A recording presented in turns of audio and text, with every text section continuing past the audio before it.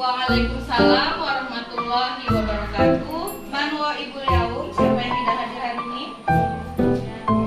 Lea, apa beritanya? Ridho. Ada lagi? Mana? Ya, apa beritanya? Oke, semoga yang Ridho tadi segera diberikan kesembuhan. Amin, amin ya rabbal alamin. Nah, sekarang sebelum kita mulai pembelajaran kita pada pagi hari ini, untuk meningkatkan konsentrasi anak-anak ini, silakan berdiri, kita ice breaking sebentar. Silakan, Nak. Nah, jadi kita ice breaking yang sederhana. Ketika nanti kalian sudah tidak ada yang salah, berarti kalian sudah ready untuk mengikuti pembelajaran pada pagi hari ini. Nah, nama ice breakingnya itu tepuk pagi, siang, dan malam. Kalau kita beraktivitas, kira-kira yang paling padat itu hari apa? Hari apa? Waktu apa? Pagi atau siang? Siang. Jadi kalau Umi bilang tepuk pagi, kalian hanya tepuk 1 kali. Kalau tepuk siang pada rutinitasnya padat, tepuk 2 kali. Ya. Kalau tepuk malam tidak berbunyi. Kenapa tidak berbunyi? Karena pada tidur. Ya. Oke, kita mulai ya. Kita tes dulu. Pagi, siang. Siang harus berapa kali? 4. Siang berarti? Paham? Ya, kita ulang. Pagi, siang. Pagi, siang, malam. Nah, berarti tidak konsentrasi Nisa. Ya, kita ulang ya. Siang. Siang, pagi. Siang, malam. Oke, malam. Siang, pagi, malam, pagi. Nah, banyak terkonsennya. Tolong lagi ya. Pagi, siang, pagi, malam. Nah, malamnya masih bunyi. Malam tidak berbunyi. Oke, kita pagi, siang, malam. Masih ada, belum konsentrasi. Siang, pagi, malam. Oke, tepuk tangan untuk kita. Sebelumnya kita sudah menyelesaikan bab tentang bioteknologi. Ya, jadi hari ini kita masuk ke bab baru, yaitu tentang teknologi ramah lingkungan.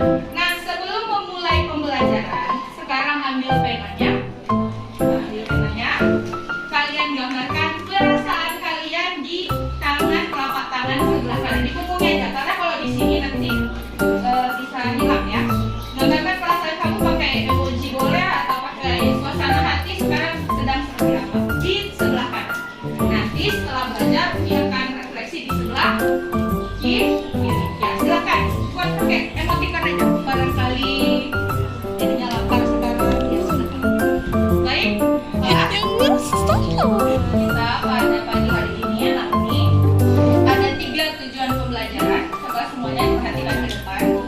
Jadi nanti melalui kegiatan menyimak gambar dari LKPD dan video yang Umi tayangkan, kalian mampu menjelaskan pengertian dan prinsip teknologi ramah lingkungan. Itu yang pertama. Yang kedua, nanti kita akan ada diskusi. Jadi melalui kegiatan diskusi, kalian dapat membedakan mana teknologi yang tidak ramah lingkungan dan yang ramah lingkungan. Yang ketiga, melalui kegiatan diskusi, tayangan gambar dan video, peserta didik dapat memberikan berbagai contoh teknologi ramah lingkungan di berbagai bidang. Paham? Oke. Baik, sebelum kita belajar, kita akan menyampaikan seperti biasa kesepakatan kelas kita, yaitu tidak boleh ribut selama pembelajaran, kemudian nanti saling menghargai. menghargai siapa? Pendapat satu sama lain pada saat diskusi. Dan yang terakhir kita punya 3 kesepakatan, yaitu menjaga kebersihan kelas. Nah ya nak ya. Nah sekarang sebelum kita mulai, Umi akan menampilkan video.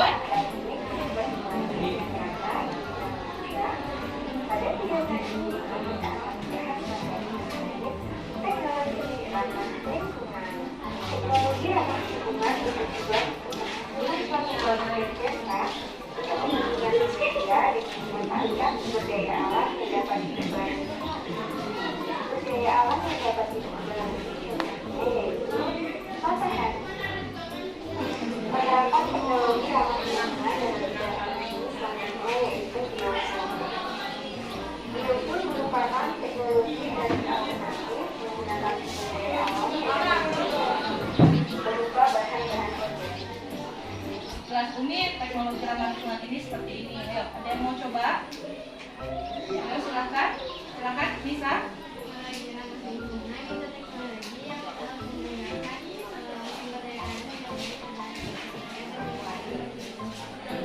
Bagus ya, benar nak?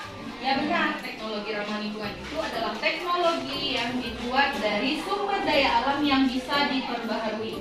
Tujuannya adalah agar melestarikan lingkungan. Jadi dapat 2+. Kita dapat teknologinya. Jadi yang namanya teknologi itu mempermudah pekerjaan manusia, namun kita dapat sehatnya, ya. Nah, untuk lebih memahami kegiatan kita pada pagi hari ini, Umi telah memetakan profil belajar kalian yang kemarin, ya, berdasarkan angket yang sudah kita bagikan.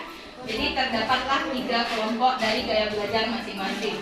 Nah, kelompok 1 ini adalah kelompok yang audio visual, ya. Kelompok 2 adalah kelompok yang visual, dan kelompok 3 adalah kelompok kinestetik, ya, dari yang kalian sudah petakan kemarin. Nah, sekarang ini LKPD-nya. Sekretarisnya langsung buat nama dan nama kelompok dan nama ilmu kamu tentang teknologi ramah lingkungan. Kalian pahami video, ya, sudah. Apa saja sih prinsip-prinsip yang kemarin itu?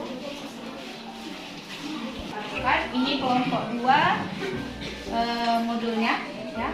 Jadi untuk menggali informasi pada LKPD kalian bisa menjadikan referensi.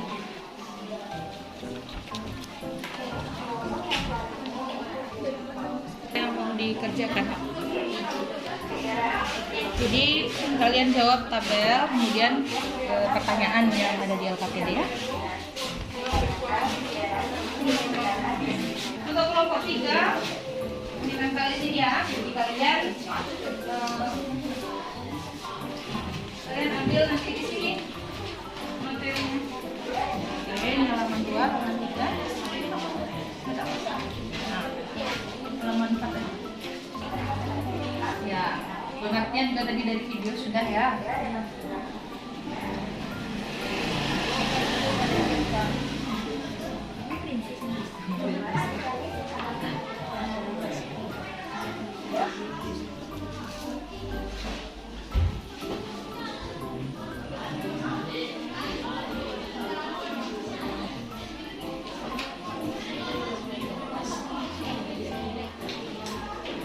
Kelompok 1 sudah, 2 sudah, 3 sudah. Sekarang kita akan presentasi hasil diskusi kamu.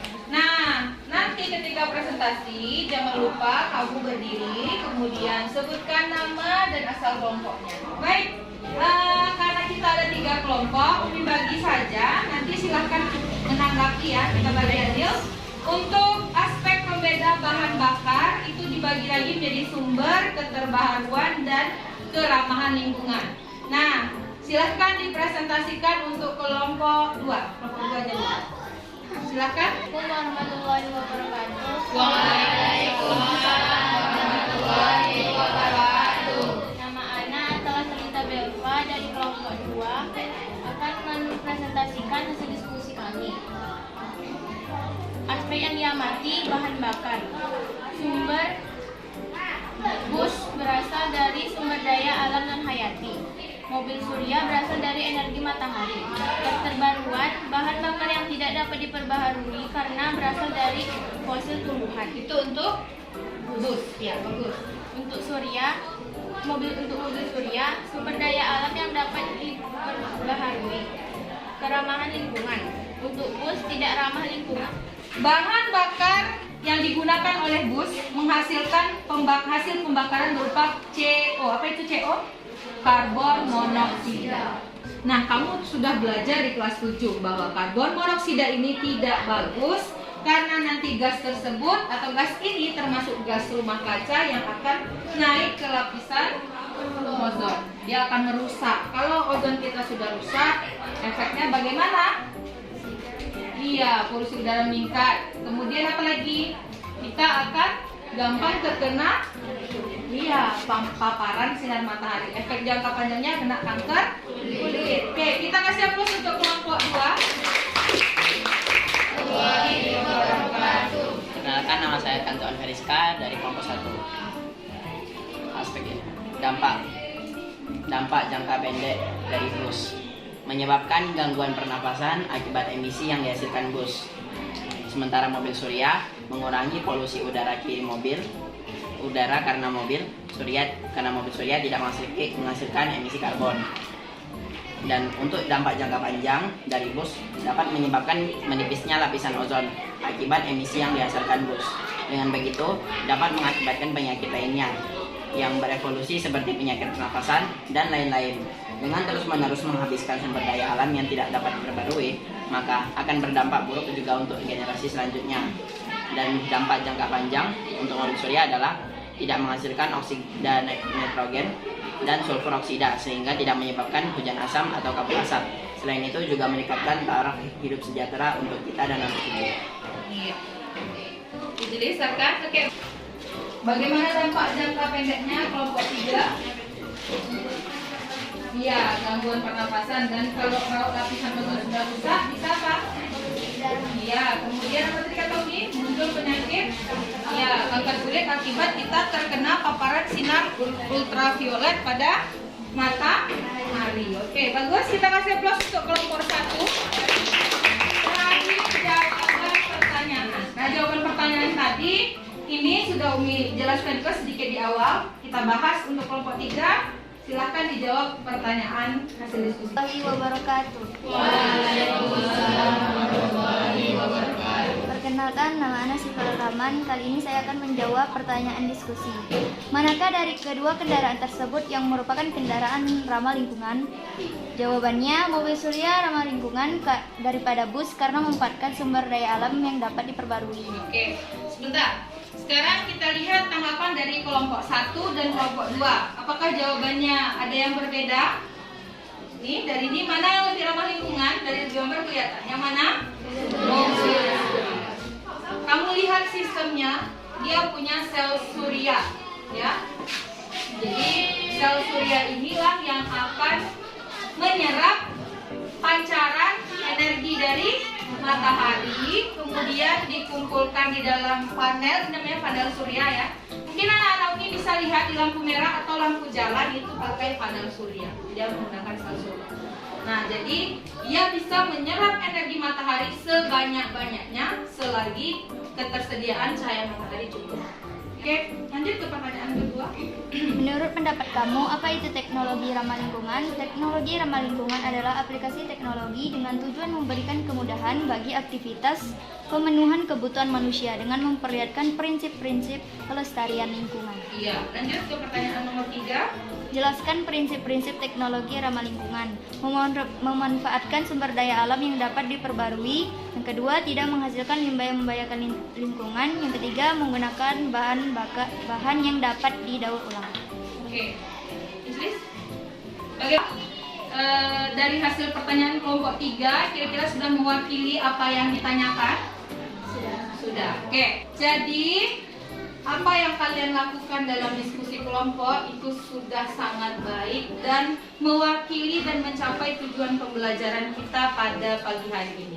Nah, sebelum kita melaksanakan kegiatan selanjutnya, siapa yang akan menyimpulkan pembelajaran pada pagi hari ini? Ayo, Silakan, raise your hand. Ya, silakan Davina. Assalamualaikum warahmatullahi wabarakatuh. Waalaikumsalam warahmatullahi wabarakatuh. Perkenalkan, nama saya Davina Nurfani Udila. Berdirinya saya di sini untuk menyimpulkan hasil KPD yang telah diberikan. Telah kami amati bahwa bus berasal dari sumber daya alam non hayati, sedangkan mobil surya berasal dari energi matahari. Nah, jika dari segi keterbaruan, bus adalah bahan bakar yang tidak dapat diperbarui karena berasal dari fosil tumbuhan. Sedangkan mobil surya adalah sumber daya alam yang dapat diperbarui. Mungkin hanya ini saja yang dapat saya sampaikan. Sekian dari saya. Bila ada kekurangan, mohon dimaafkan. Wabillahi taufiq wal hidayah. Wassalamualaikum warahmatullahi wabarakatuh. Waalaikumsalam warahmatullahi wabarakatuh. Kita kasih aplaus untuk Davina. Oke, baik. Jadi yang dikatakan, yang disimpulkan Davina tadi sudah benar tentang rangkaian LKBD pada pagi hari ini. Nah, Umi simpulkan kembali ya, Umi untuk muatan kembali bahwa teknologi ramah lingkungan adalah suatu teknologi bisa berupa produk, bisa berupa barang dan jasa yang dapat mempermudah pekerjaan manusia dan apa? Dan menerapkan pelestarian lingkungan karena menggunakan sumber daya alam yang dapat diperbarui. Kita sebagai manusia harus memikirkan generasi selanjutnya.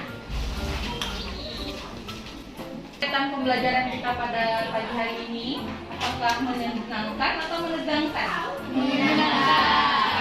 Untuk menjadi refleksi bagi Umi, ini Umi punya jurnal harian seperti biasa.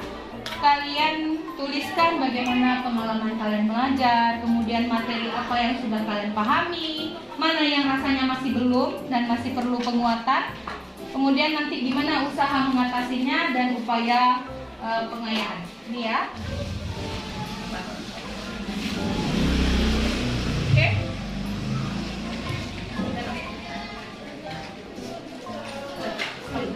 Itulah tadi serangkaian pembelajaran kita pada pagi hari ini mengenai teknologi ramah lingkungan. Sekarang coba digambarkan perasaannya setelah belajar di telapak tangan sebelah kiri. Silakan. Nah, kamu boleh compare atau bandingkan. Kalau merasa tadi sama ekspresinya, berarti kalian tadi sudah siap belajar sebelum belajar. Memang pada dalam keadaan bahagia ya. Sudah belajar bahagia, sebelumnya juga sudah bahagia. Yang tadinya galau, mudah-mudahan sudah belajar dengan Umi akan merasa lebih senang ya.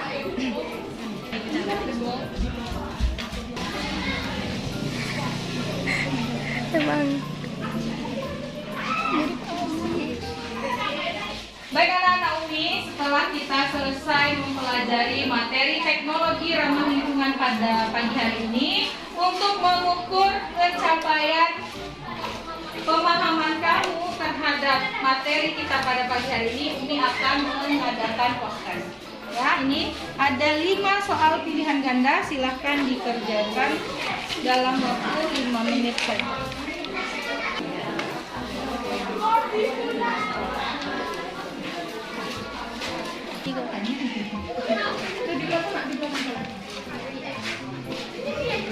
Berapa lagi? Kelas cukup?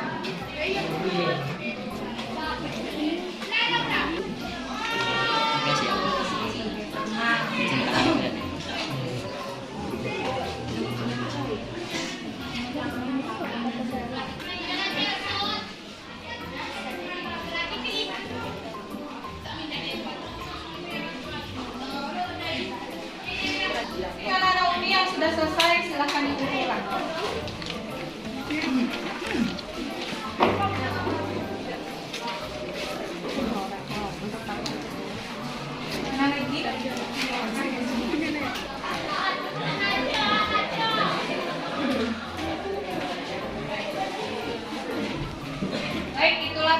pembelajaran kita pada pagi hari ini. Untuk tugas pada pertemuan selanjutnya, kita akan membahas bagaimana karakteristik teknologi ramah lingkungan di bidang energi, di bidang transportasi secara spesifik. Nah, jadi kalian bisa baca-baca terlebih dahulu di rumah. Baik, hayya nahtatimu darsana bil hamdalah. Alhamdulillah. Kita tutup dengan doa kafaratul majlis. Subhanakallahumma wa bihamdika asyhadu an la ilaha illa anta astaghfiruka wa atubu ilaik. Assalamualaikum warahmatullahi wabarakatuh.